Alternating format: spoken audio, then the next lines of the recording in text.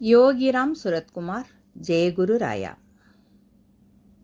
கடவுள் மட்டுமே பாகம் 1 நாம் பார்த்து கொண்டிருப்பது கடவுளை தேடி.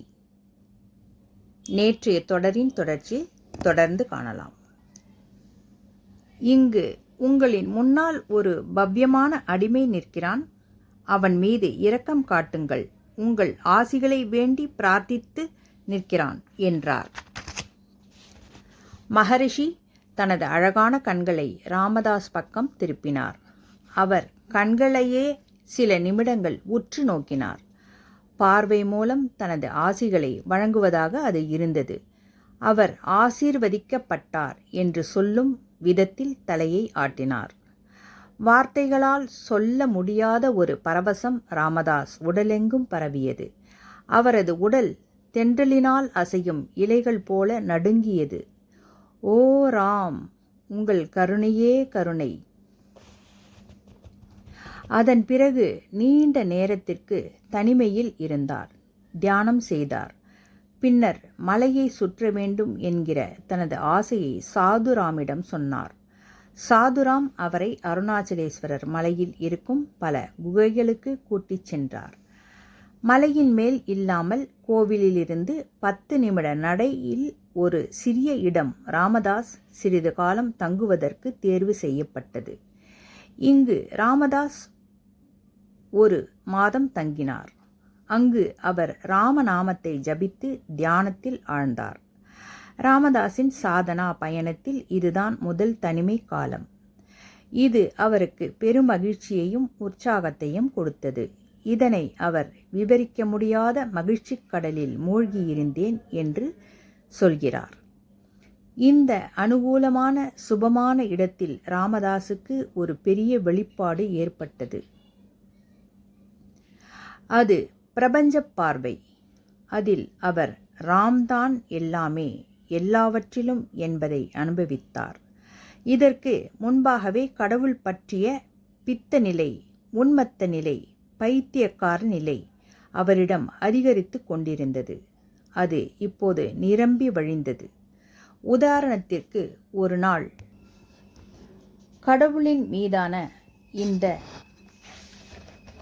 உன்மத்தமான அன்பில் அவர் அந்த இடத்தை விட்டு வெளியே வந்து அங்கிருந்த மரம், செடி, பாறைகளை கட்டி அணைத்து கொண்டார். மலையில் நடந்து கொண்டிருந்த ஒருவரை நெருங்கி அணைத்து கொண்டார். அந்த மனிதர் பயந்து போனார். யாரோ ஒரு பைத்தியம் இப்படி வருகிறதே, தனக்கு ஏதும் அவரால் ஆபத்து ஏற்பட்டுவிடும் என்று அஞ்சி விலகி ஓடினார். பல ஆண்டுகளுக்கு பிறகு கடவுளின் மீதான மயக்கத்தில் தான் இவ்வாறு திருவண்ணாமலையில் மலைப்பகுதியில் நடந்து கொண்டதை பப்பா சிரித்தபடி சொல்லியிருக்கிறார். உண்மைதான், ராமதாஸ் பைத்தியக்காரர் தான். ராம் மீது பைத்தியம் என்று எழுதியிருக்கிறார் ராமதாஸ். இந்த பயணத்தில் இது மாதிரி நிறைய வியக்க வைக்கும் சம்பவங்கள் நடந்திருக்கின்றன. பல சமயங்களில் ராமதாஸ் மரண விளிம்புக்கு கூட சென்று கடவுள் ராமின் கருணையால் காப்பாற்றப்பட்டிருக்கிறார். சில சமயங்களில் அவரை சில சாதுக்கள் காப்பாற்றி இருக்கிறார்கள். இவரது அசாதாரண இயல்பு குறித்து அவர்களுக்கு நன்கு தெரியும்.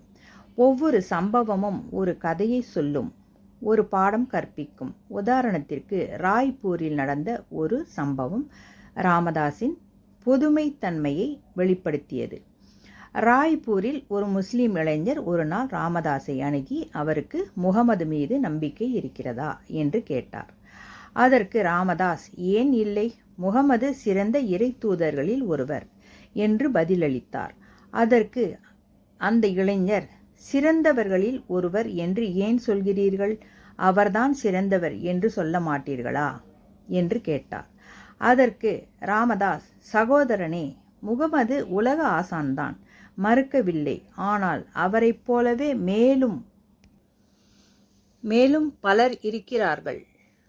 புத்தர், இயேசு கிறிஸ்து, கிருஷ்ணர் என்று இன்றைய உலகில் மகாத்மா காந்தி உலகிற்கு அவர்கள் அளித்த உபதேசங்களை நீங்கள் புரிந்து கொள்ள முயன்றால் மனித இனத்திற்கு தேவையானதைத்தான் அவர்கள் அனைவருமே சொல்லியிருக்கிறார்கள் என்பது புரியும் என்றார்.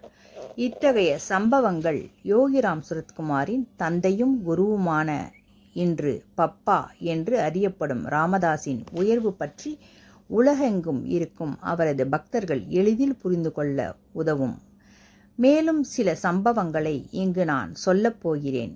இவை அவருக்கும் கடவுளின் பித்தர் யோகிராம் சுரத்குமாருக்கும் இருக்கும் ஒற்றுமைகளை வெளிப்படுத்தும். யோகிராம் சுரத்குமார் பப்பாவை 1940களில் இறுதியிலும் 1950களின் ஆரம்பத்திலும் சந்தித்தார். கல்கத்தாவுக்கு அவர் முதல் முறை போனபோது தட்சிணேஸ்வரில் இருக்கும் ஸ்ரீ ராமகிருஷ்ணரது ஆசிரமத்திற்கு சென்றார்.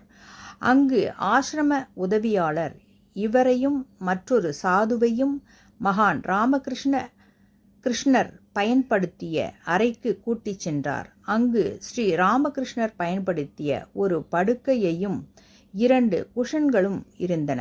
அந்த புனிதமானவற்றை பார்த்த ராமதாஸ் அதன் மீது தனது நெற்றியை வைத்து வணங்கினார்.